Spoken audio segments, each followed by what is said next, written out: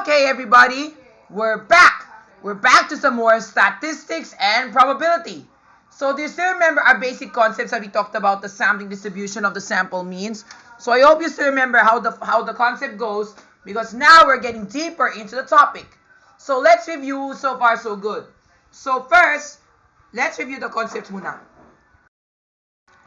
Okay, so in here we have population mean and population variance. What is the population mean? The population mean is the mean of the population. And how do we do that? We simply take the average of all NOS or numbers in a population. That is the population mean. Average of all the numbers in a population. And then to get the population variance, how do we get the population variance? To get the population variance, you, get the mean. It's always the random variable x or any number minus the mu, the mean. Then you square it, and then you sum everything up, then get its average. Or in short, just simply take the average of all the numbers, subtract by the mean, and squared. Diba? Just like that. That is the population variance. And then from there, if you want to make the sampling distribution table, what do we do? We need to list down all possible combinations. List down all possible combines. Diba?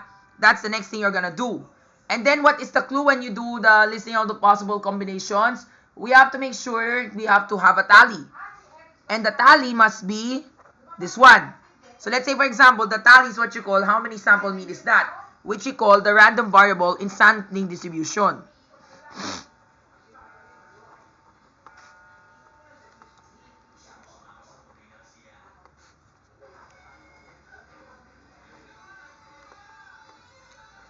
Yung mga ganon, di ba? And then from there, that's what you call the tally. After the tally, the next thing that you're going to do is, you're going to divide by the total number of possible combinations so that you can get the probability. So the probability is always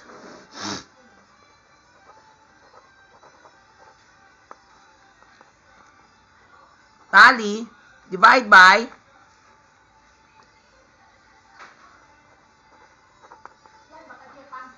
total combine, di ba? And then summation of everything must equal to 1 so that it will become a probability distribution table. And dapat yung tally must be equivalent to the total number of possible combinations so that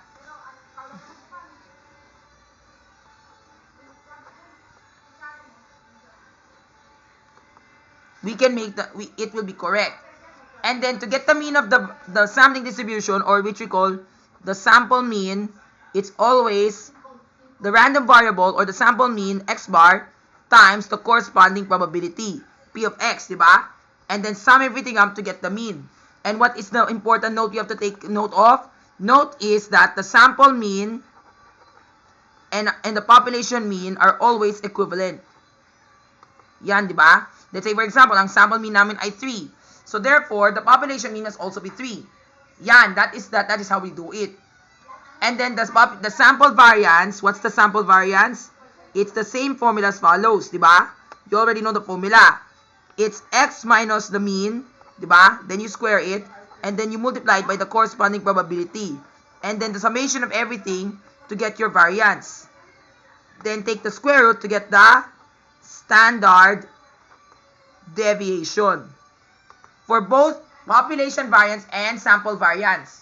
And if you notice, the population variance is larger, the standard deviation of the population is larger than the standard deviation of the sampling distribution. Okay? So now you already know the rules. Let's get back to the problem. Here we go. So number 6, it says here, the numbers 4, 9, 5, then 15, 19, and 20 are found in this population. Suppose we take a sample size of 3 in that population. So you know already what to do. So let's answer the following questions.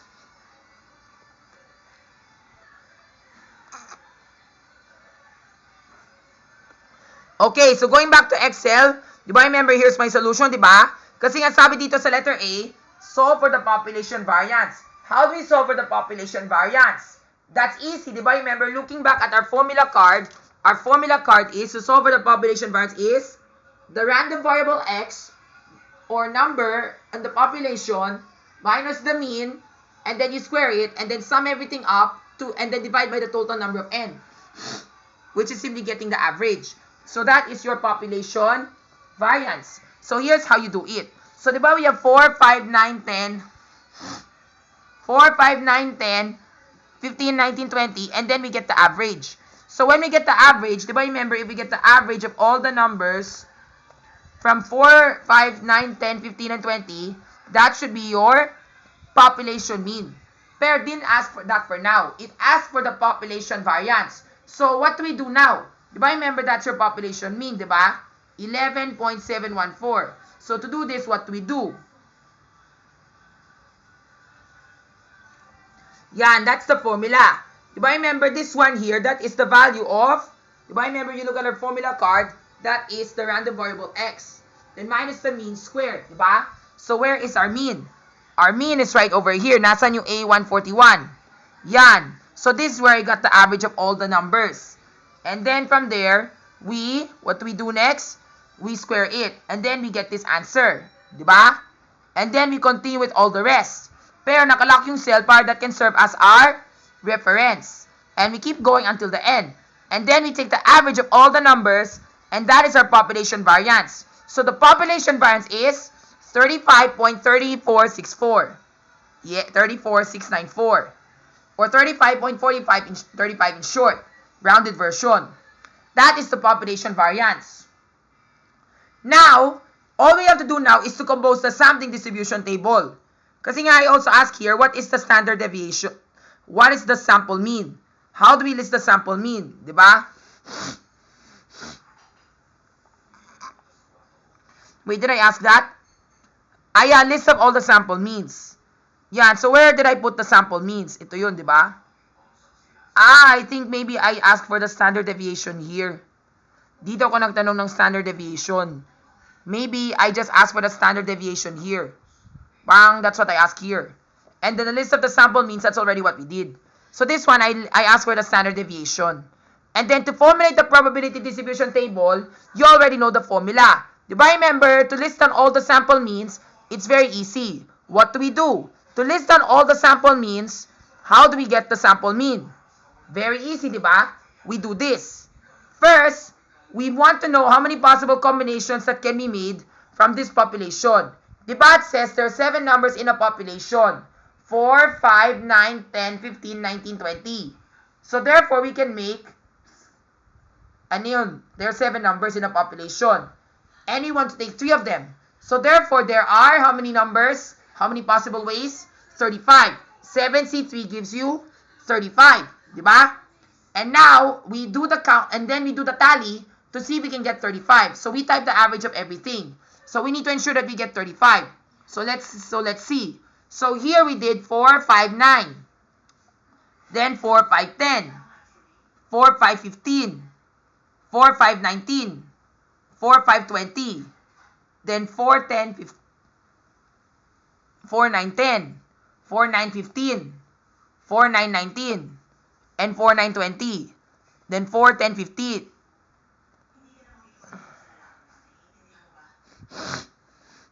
Wait, did I miss something?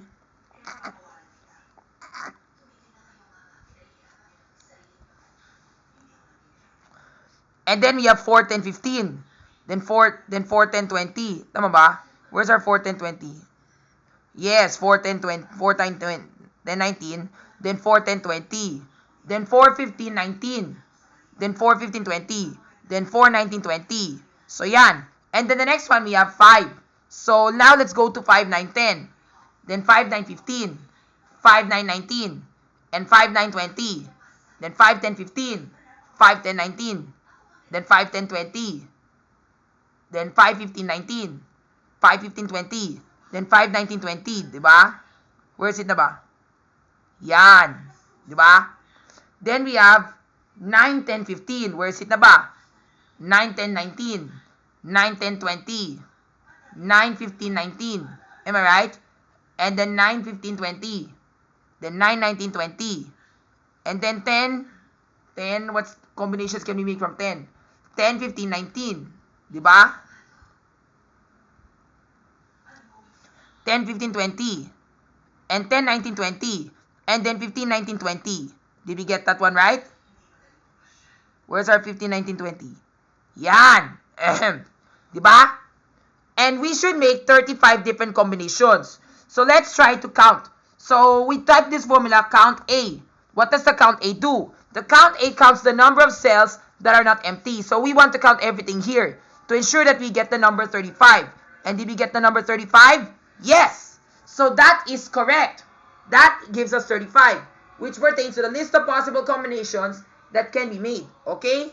Now that we've already formulated that, we already listed all the possible sample means, we get to make the sampling distribution table. So we have the sample mean of 6, 6.33, 7.67, 8, 9.33, 9.67, 10, 10, 11, until so on. And then we apply the count if formula. So remember what did I tell you here to do the count if formula? It's very easy. Para what you call this, instead of just reading the numbers and trying to find it, we can just apply count if formula to make it easier. So diba remember in here, we type count if, and then what is the range? You highlight the cell that you want to count. Highlight the area. Like you want to count, ano yun, you want to count this area.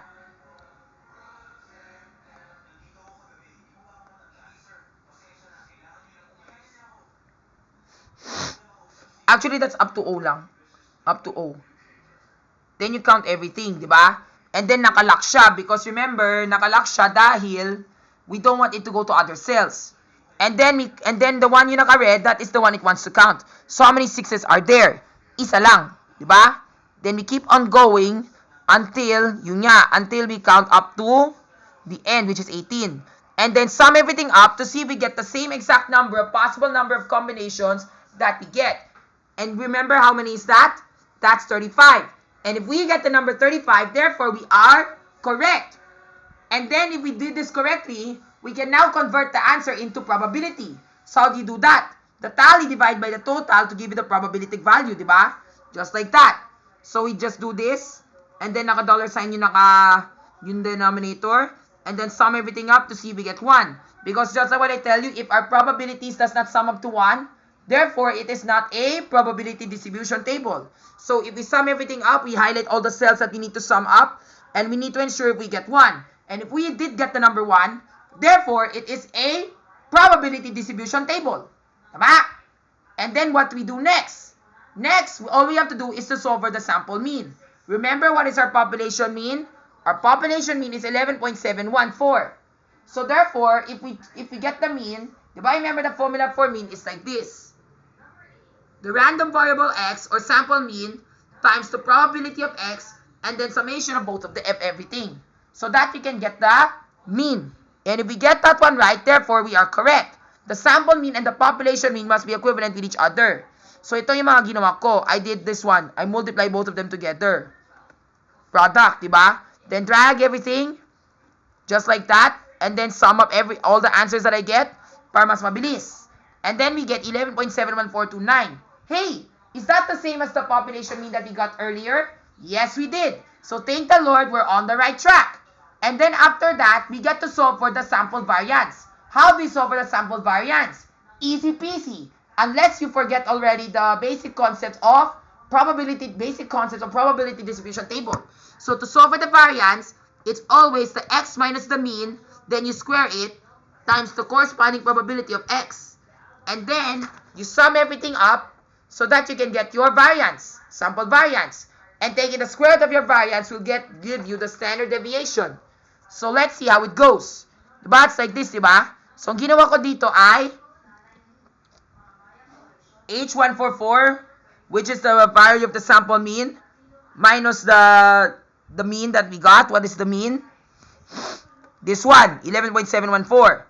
And then we put parentheses, naka-inside siya because it wants to solve for that one first. And then from there, we square it.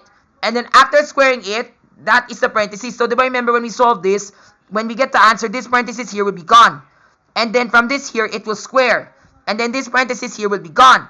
And then we multiply that with that corresponding probability that you see there to give us the answer. And then we keep on doing that until we can get to the end. Then when we get to the end, we sum up everything up to get our sample variance. And our sample variance is 7.85. Taking the square root of our variance will give us the standard deviation of 2.8. So therefore, the standard deviation of the distribution is 2.8. Alright? And now, we convert it into a histogram to see what's it like.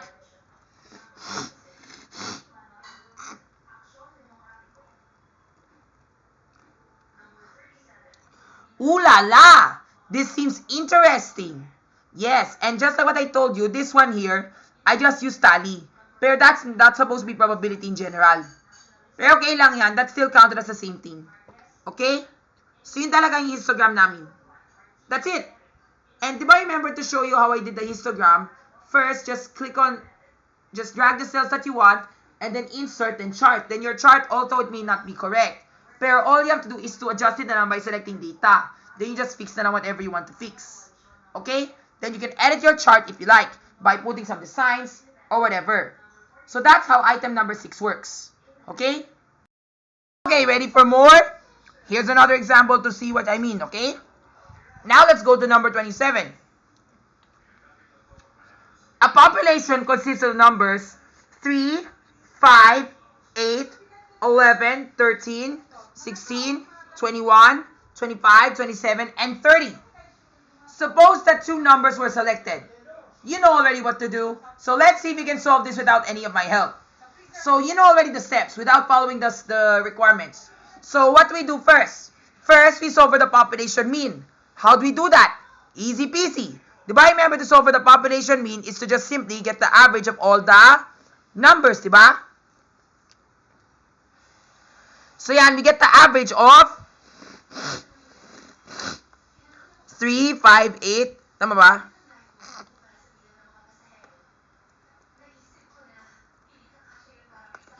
3, 5, 8, 11, 13, 16, 21, 25, 27, and 30. And when we do that, that is our population average, diba?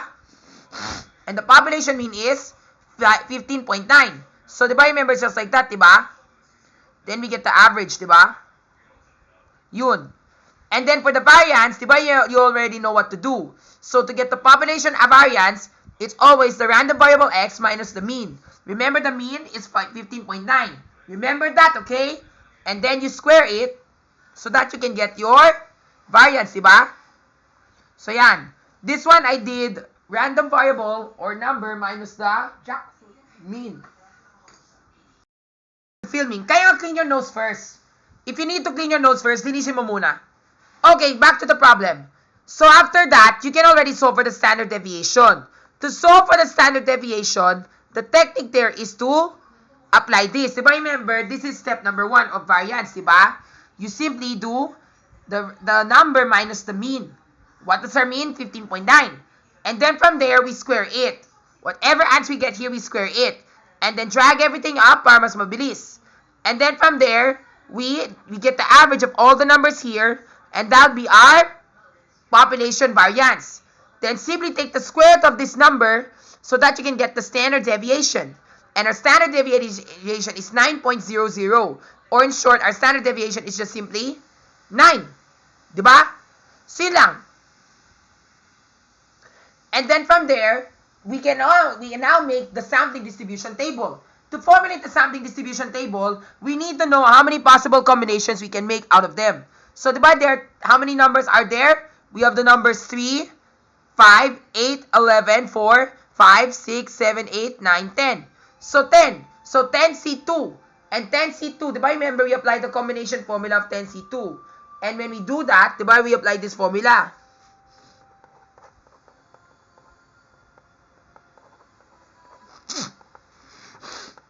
So 10 factorial, then 10 times 9 times 8, diba, this one becomes 8 factorial times 2 factorial.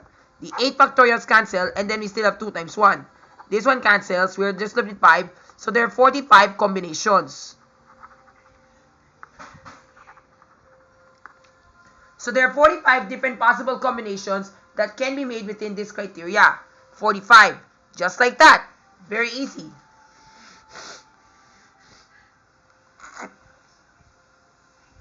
Just like that.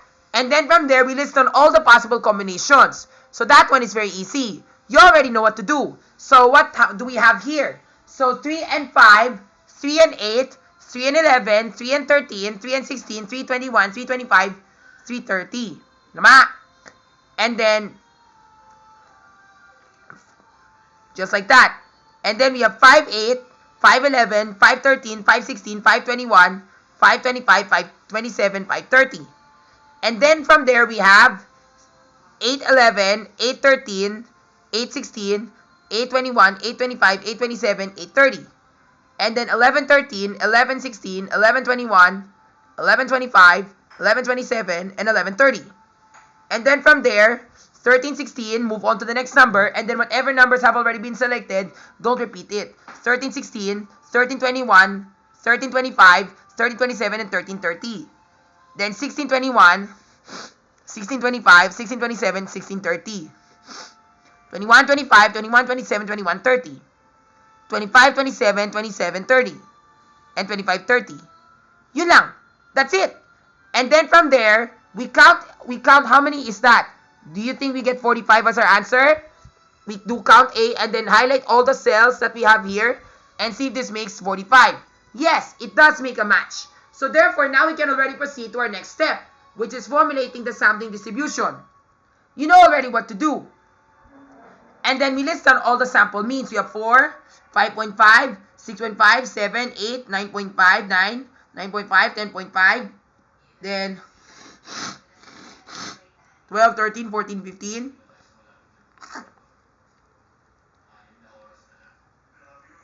Just like that, diba? We list down all the possible samples that are there.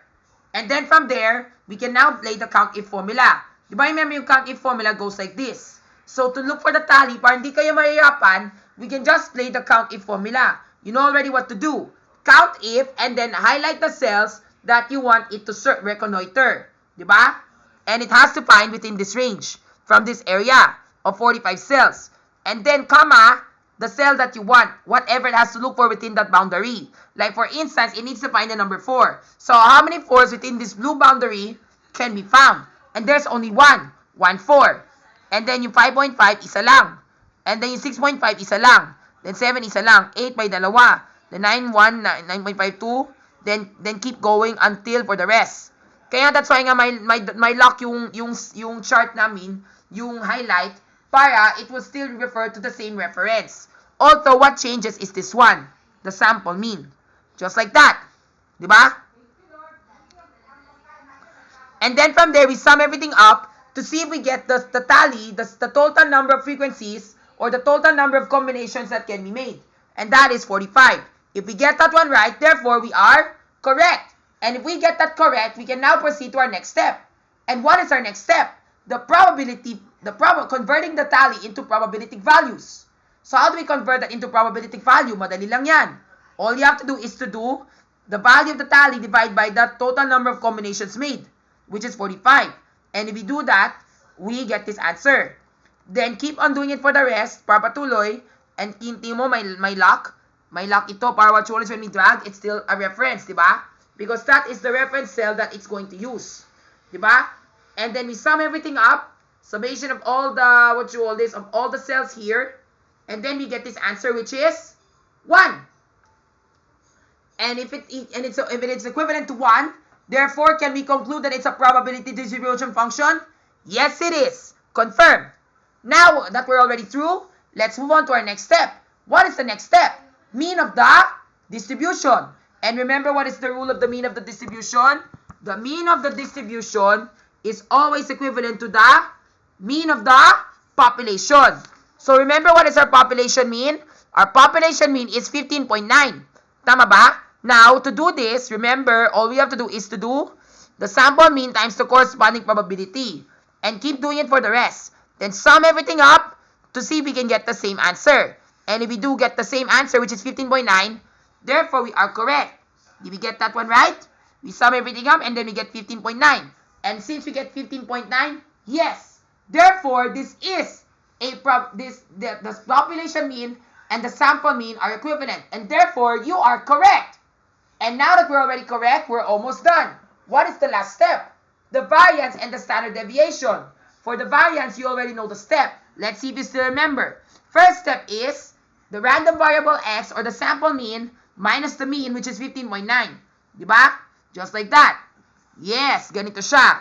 Then this one, you have to put parentheses first. Double parentheses. One parenthesis for the subtraction part, which is the random variable minus the mean of 15.9. And then, we square it. Diba? It will solve this one first. And then from there, once this thing has already been solved, we can already square that value. Kaya nga may carat 2 to square it. And once it does that function, we can now have this answer here in the parentheses being multiplied with the corresponding probability, which is 0.2222. And if we do that, that is our answer. But wait, we're still not yet done. We need to we need to work it out for the rest and then sum everything up. Kaya mas mabuti na talaga mayroon na tayong Microsoft Excel, kasi po kung di tayo nag-Microsoft Excel, mas mahirapan kayo, lalo na for the sake of students who don't even have a laptop. Kaya nga, if you're taking ICT class, this is your advantage when you do your stats and probs. And then from there, we take the standard deviation to get the sampling distribution. So, diba, that is your variance, diba? And then we take the square root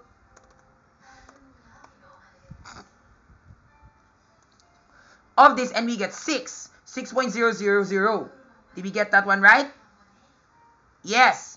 6.003333248. It's a match. There. We're done. Thank the Lord.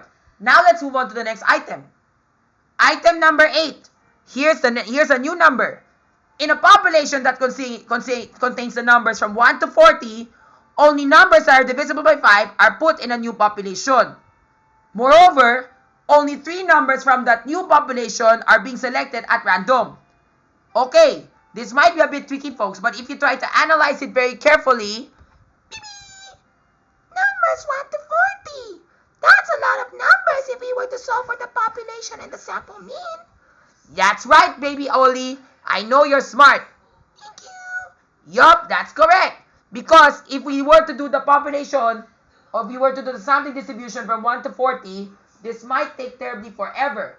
Para mas maging mabilis, ang kailangan namin gagawin ay i-simplify na namin. And when we do simplify the number, what should we do now? I said there, only numbers that are divisible by 5 are put in that new population. Oh, baby. The numbers that are divisible by 5 are like 5, 10, 15, 20. You like skip count by 5s. But since it's from 1 to 40, the numbers go like this. 5, 10, 15, 20, 25, 30, 35, 40. Yay! Baby Beach loves numbers. Baby Beach good at math. Thank you, Baby Blue. I'm very happy for you. At least you're learning something new from me. Thank you. Now, can I proceed to the topic? Yes. Okay. So now, tamang sabi ni Baby Peach. Because she said that from the numbers 1 to 40, di ba numbers 1 to 40, that is from the old population. Kaya lang, gusto niya i-simplify namin. So when we simplify it, it's going to be more simplified. So only 3 numbers from the new population are selected. So from 1 to 40, sabi dito, only numbers that are divisible by 5 are selected. And 3 numbers from that new population are being selected. So from 5, 10, 15, 20, 25, 30, 35, 40, only 3 numbers are selected. So now you already know what to do. What is the first step? Baby. Solve for the population mean. The population mean is always taking the average of all the numbers seen in the population. Like taking the average of 5, 10, 15, 20, 25, 30, 35, 40. Very good. And that's pretty easy, right? So that is how you get the average of everything, di ba? So yan. So here's what I did. Where is it na ba? Yan. 5, 10, 15, 20, 25, 30, 35, 40. And then we take the average. So when we get that, we should get this answer, di ba?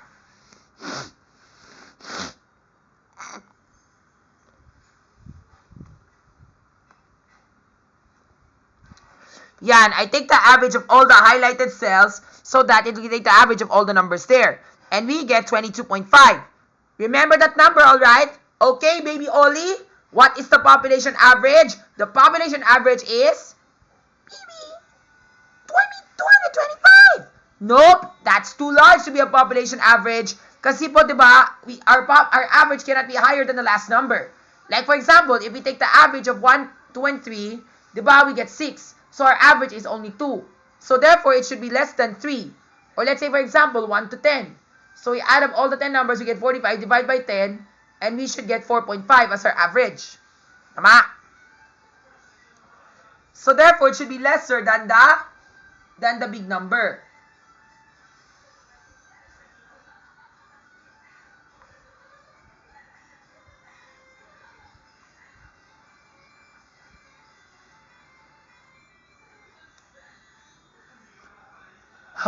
Okay, or 30, or no, that's 5.5. Tama? So therefore, that is not the average. The average must be lower than the mean, than the highest number. So therefore, that number is 22.5. Kasi nga the highest is 40, di ba? So therefore, the number should be less than 40. And that's 22.5. I have a question. What's a 22.5? Because look, there's a decimal. If you are to zoom in, ganito siya. If you look at the number as we zoom in, the number that you see here is the number 22, right? And then you see that number, you see that dot there? What's that? That's a decimal. Remember, decimals are numbers that can be represented as a whole. Like for example, instead of saying 1/2, you know that 1/2 is the same as 0.5. So, what is half of 1? 0.5. If you could imagine, that 1 can be written as a 10. We say 1.0, which is still a tenth, pero it's still 1 in general. Pero dividing it by 2 will give you 0.5. That's why when we have decimals, it's considered a fraction rin. Okay. Yup, and don't worry, baby Ollie. One time I'll teach you a lesson called converting fractions to decimals and vice versa. So anyway, just like what I said, this implies the application of all your mathematical skills that you learned. In that way, you can go on. Now let's go back to the next problem. So now that is our population mean. Remember the population mean, alright? What is the population mean again, baby Ollie? 22.5. Very good. 22.5. Later, when we go to our sampling distribution, we will see if that is equivalent. Okay? Next, we have to solve for the population variance. So to solve for the population variance, madali lang yun. What is the step? Can you tell me, baby Ollie? Or maybe, sige, iba na lang. How about you, baby Louie? Baby Daisy! Bow! Bow! Bow, bow, bow! The population variance is always the number in the population minus the mean. And then we take the average of everything by summing everything up and then divide by the total number of numbers that you see in the population. Yes, very good. Just like, oh my gosh.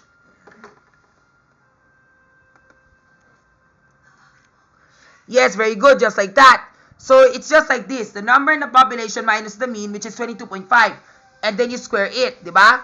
And then from there, we do it for all the cells. Then we take the average of everything and we get the population variance of 131.25. And then if we are to take the standard deviation, we take the square root of that 131.25 stuff and we get our standard deviation of 11.45. The standard deviation is always taking the square root of your variance, both population and samples. Correct. And later we will go to sampling distribution to verify if this is true. So remember that number, okay? And what is the next step? Since you already solved for our population mean and population variance to standard devs, the next thing that we need to do is the next thing that we need to do is to compose the probability distribution table. But before that, we need to know how many sample means can be made. How many possible combinations can be made? Because there are 8 numbers, right? 5, 10, 15, 20, 25, 30, 35, 40. And then from there, we get to choose 3 numbers. So 8C3, we choose 3 numbers, and then we work the formula out. Very good. So now let's do the formula, girls. And now there are 8 numbers, and then we choose 3. So this is 8 factorial, 8 minus 3 factorial, divided by 3 factorial. Remember, this can be simplified to 8 times 7 times 6 times 5 factorial, because in here we have a 5 factorial and a 3 factorial. The 5 factorials will cancel, and then we have 3 times 2 times 1. The 3 and 2 will cancel out with 6, and you have 8 times 7 to give you 56. So therefore, you have 56 possible combinations that you can create for this sample. Okay? And that's very easy. If you were to type this on Excel, we type their combine of 8, 3, and we get 56. So there we have it. Now, we need to list down all the possible combinations. How do we, for the sample means? So we do this like this. Like 5, 10, 15, 5, 10, 20, 5, 10, 25, 5, 10, 30. Yeah, just like that. 5, 10, 15, 5, 10, 20, 25, 30, 35, 40. And then the next number will be 15. 5, 15, 20, 5, 15, 25, 5, 15, 30, 5, 15, 35, and then 40. Then the next middle number will be 20. Then 25, then 30, then 35, then 40.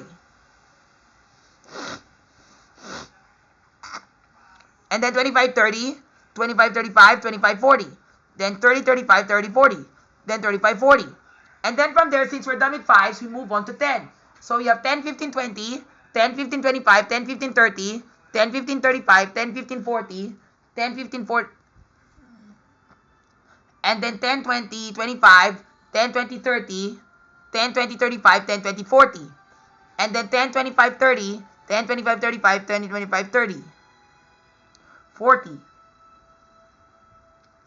And then 10, 30, 35, 10, 30, 40. 10, 35, 40.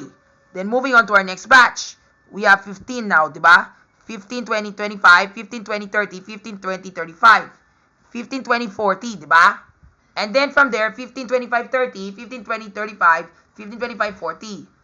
Then we have 15, 30, 35, 15, 35, 40. 15, 35, 40. And then we have 20, 25, 30, 20, 25, 35, 20, 35, 25, 40. Then 20, 30, 35, 20, 35, 40. 30, 40. Then 20, 35, 40. And then 25, 34, 35, 25, 30, 40. And then 20, 35, 40. And then here. There we have it. And then we apply. What do we do now? Did we get 56? We're not sure. We list down all the possible combinations, but we haven't counted it. How do we count? We apply the count A. Count A tells you how many cells are not empty.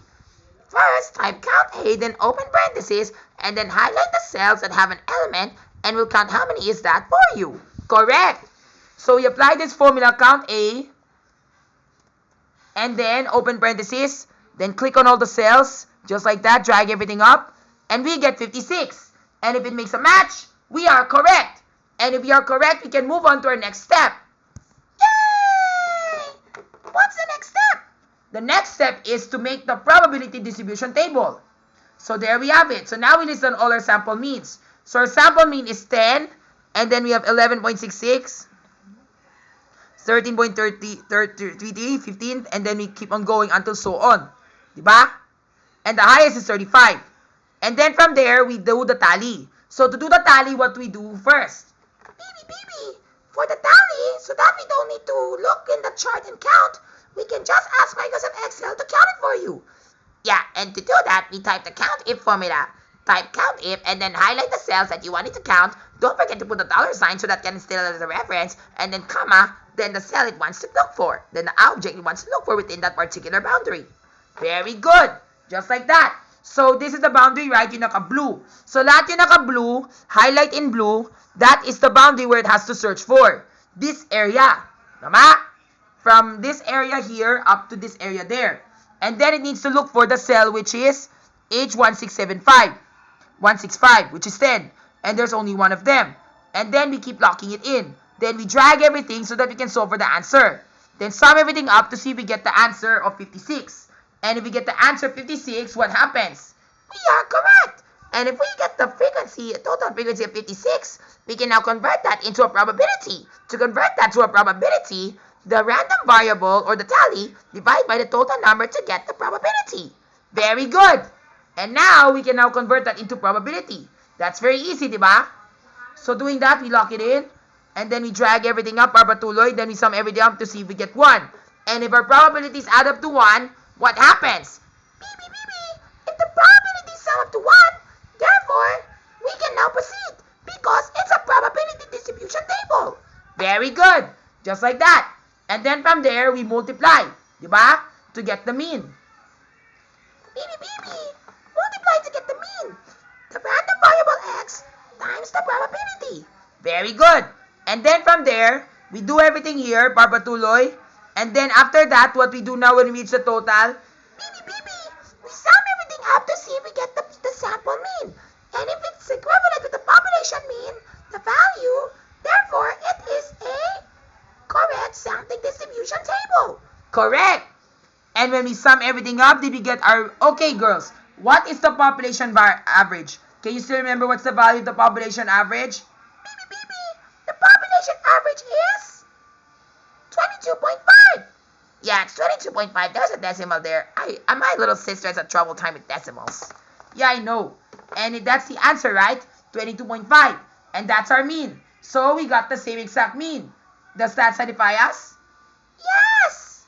Correct. And right after that, we solve for the variance. And to solve for the variance, madali lang yan. All you have to do is to apply this formula of this random variable x. Yeah, the random variable minus the mean that you got earlier. And then you put parentheses because that will solve for that one first. And then from there, we square it. But don't forget to put parentheses because we don't want that to be last. We need that to be first. And then we multiply it with the corresponding probability. Then sum everything up to get the variance. Very good. Just like that. Diba? Minus the mean, which is x168. We locked it in. And then square it. Then multiply it with the probability. And then sum everything up.